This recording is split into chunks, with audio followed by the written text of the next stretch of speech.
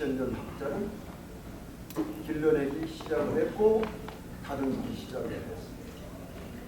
자, 이제는 할 일이 뭐냐? 그만한 인물이 우리 조선까지 아니야.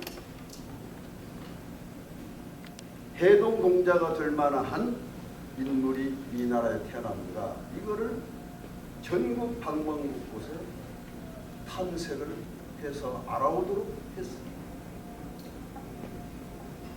아무리 찾아도 보이지 않았는데 다행스럽게도 지금 명륜동 어느 대밭집에 훈장이 계셨는데 그 훈장의 아들 김수습이라는 자가 5살 났는데 사설을 달달달 다 외운다. 엄청난 천재가 나옵니다. 그래서 집현전 학자들이 김시섭을 보고 이 어린 아이는 세종대왕께서 찾고 있는 그 인물이 될 수도 있겠다. 희망이 돼서 어조도록 초청을 했습니다.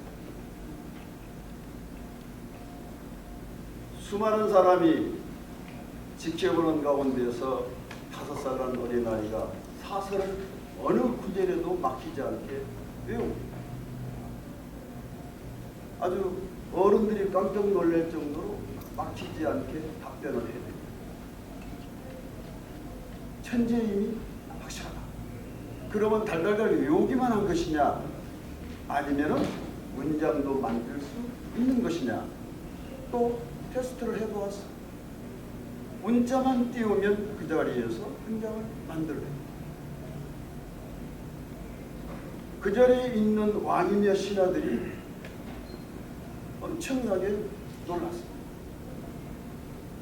그런데 그 중에 한 분이 제안을 했습니다. 지식의 기능은 혹 타고날 수도 있다. 과연 저 아이가 지혜까지 발달됐는가를 확인해보자.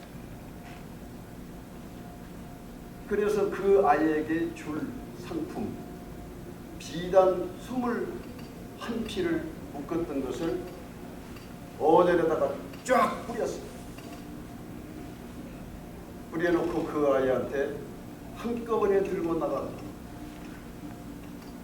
제안을 했습니다.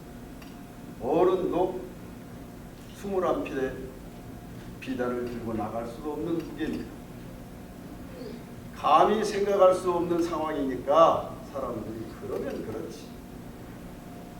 혹 지혜가 발달해서 문장을 외우고 쓸 수는 있겠지. 지식이 발달해서. 그러나 지혜까지야 겸비할 수 있겠는가 하는 순간에 그 아이가 벌떡 일어나서 비단 한 피를 쫙 풀었습니다. 풀어가지고 20개를 줄줄이 다 꿰고 다니다. 그리고 어린아이가 그 끝을 어깨에 메고 끌고 나가려 합니다. 물론 그 아이의 힘으로는 딸려나가지 아니할 것입니다. 그 순간 감탄하지 않는 사람은 공무원에 입원해야 합니다. 아니면 정신병원에 갑니다. 감탄해서 누구도 입을 열지 못하고 바라다보고 있는 순간에 나이가 많은 환희정승이 갑자기 나타나서 내 이놈 어느 안전이라고 입을 나불거리고 경거망동하느냐 저놈을 당장 부원으로 내쳐라. 모든 사람이 감탄해서 무슨 말을 해야 할지 모르는 순간에 환희정승이 그 아이한테 야단을 쳐서 밖으로 내렸습니다. 그 모습을 보고 세종대왕이 내가 그토록 찾았던 인물이 지금 현존에 있는데 세상 물정을 모르는 사람도 아니고 최고의 위치에 있는 정승이라는 자가 만자 중에 저 아이를 나무라서 내보냈다. 참으로 이해가 안 갑니다. 그리고 퇴청을 해가지고도 어의를 벗지 못하고 앉아서 고민하는 것입니다. 못된 사람이 그렇다면 이해가 하겠는데 그 지혜로운 정승이 만자 중에 그 아이를 야단을 쳤으니 무슨 특별한 이유가 있는 것이 아닐까. 하고 잠을 이루지 못하고 앉아 있는데 한밤중에 한희정승이 그 아이를 데리고 왔어요. 전하, 낮에 그 신동이를 데려왔나?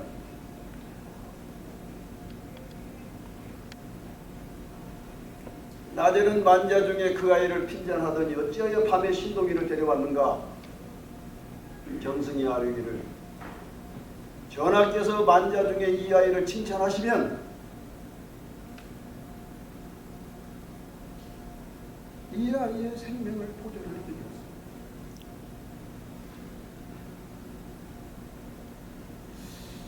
나는 그 역사의 기록을 이 구절을 보면서 항상 눈물이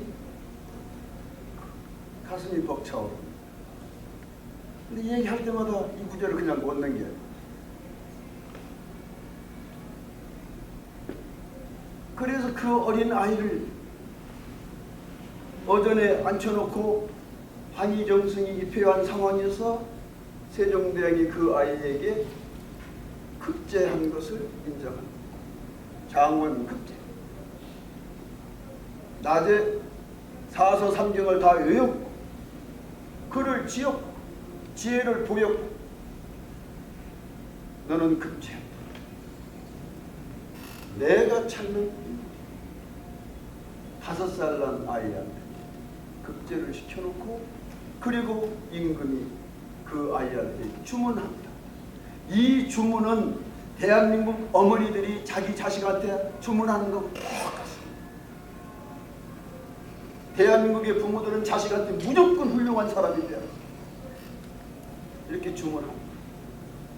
세종대왕도 그 아이한테 그 엄청난 걸 주문했습니다. 네가 해동공자가 되어 그리하여 중국 문화로부터 우리 역사를 해방시켜라. 5살 난 아이한테 엄청난 것을 주문했습니다. 이건 우리 역사에서 반드시 국민들이 한 번쯤은 다시 들여다봐야 할 대목. 그 아이는 해동공자가 무엇인지 어떻게 해야 되는지도 모르는 상황에서 임금의 뜻이니까 받들어 모시겠다.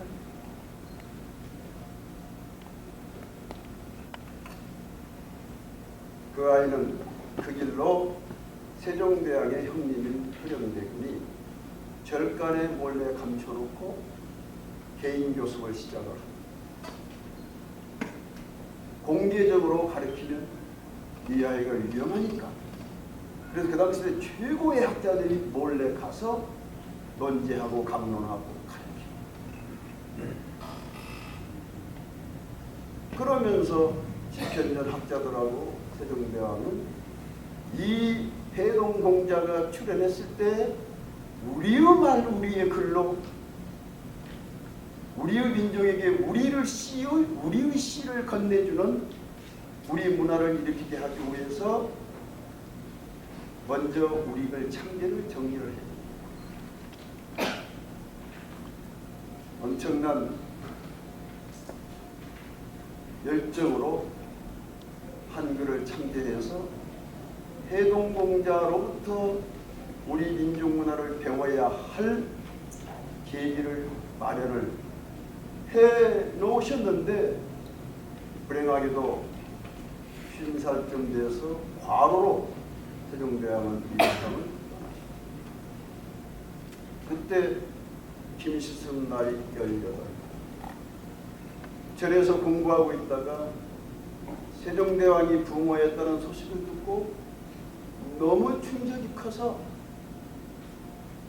옛날 화장실 엄청 큰 데다가 다리만 놓고 앉아있는 거 여러분은 기억 못하시죠? 그만 넋을 놓아가지고 그 똥통에 빠졌어요. 천재도 똥통에는 빠진다. 그걸 확인한 사람.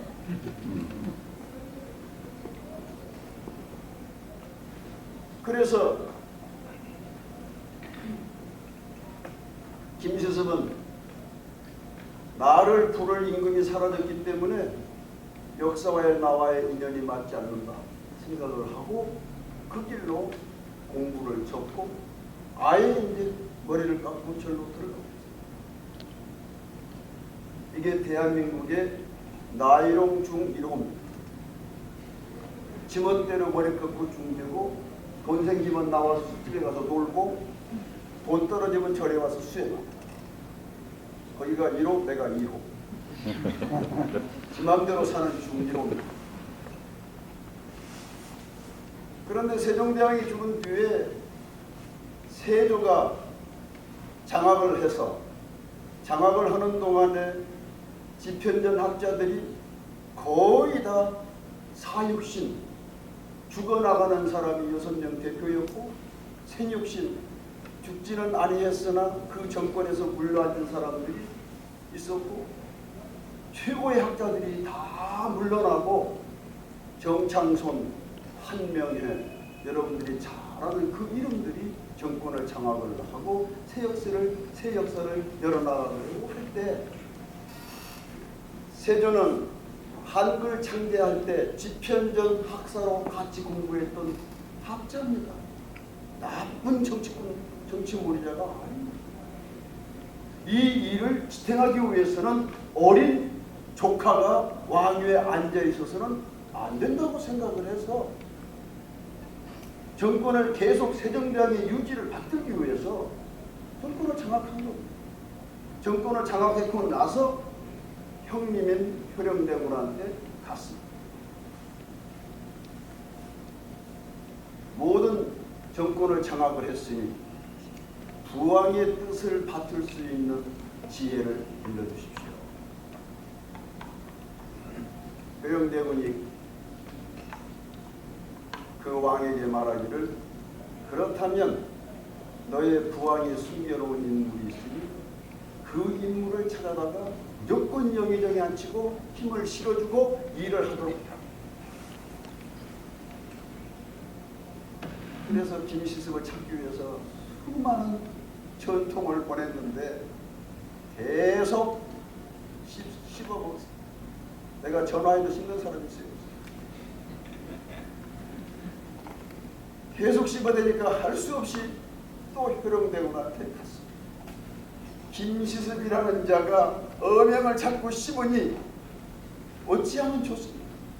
죽일 수도 없고 살릴 수도 없고 가서 멱살을 붙들어 올 수도 없고 방법을 일러주십시오. 이벤트를 해야지.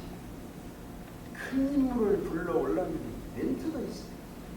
그냥 오라 하여 오면 그 인물이 역사를 바꿀 수 있겠다.